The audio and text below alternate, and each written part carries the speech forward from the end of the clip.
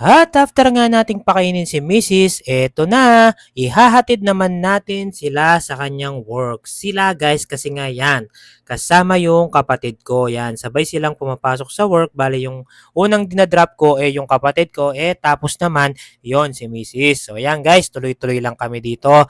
Thank you Lord talaga for this happy life. So bali yan guys, isi-share ko lang itong aming napakasimpleng pamumuhay. Yan, ako napaka-bless ko guys kasi lagi kong kasama yung nanay at tatay ko. Pero bago ang lahat guys, nandito kami sa work at syempre yun, pampabuenas muna tayo. So after nung guys yan, tuloy-tuloy lang ako at pabalik na ako ng aming bahay. So itutuloy ko lang yung aking kwento guys regarding sa mga blessing na tinatamasa ko ngayon sa buhay yan.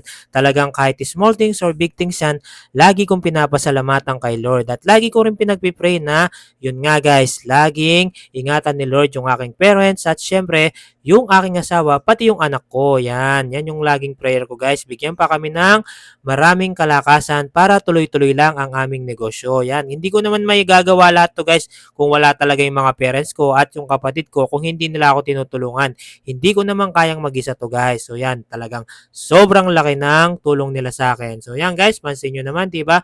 Pagdating ko pala dito sa bahay, sakto. Yun, may delivery tayo ng tube ice. So, dali-dali ko nang rinipack yan, guys. Yan lang naman yung mga daily routine ni Daddy Jepo nyo, araw-araw. Grabe. Kailangan lang talaga pag naninidahan ka, lagi kang productive para tuloy-tuloy lang ang negosyo. At syempre, ang pinaka-importante sa lahat, guys, kapag pagod ka, magpahinga ka lang at wag na wag kang susuko. So, yun lamang, guys. Yan.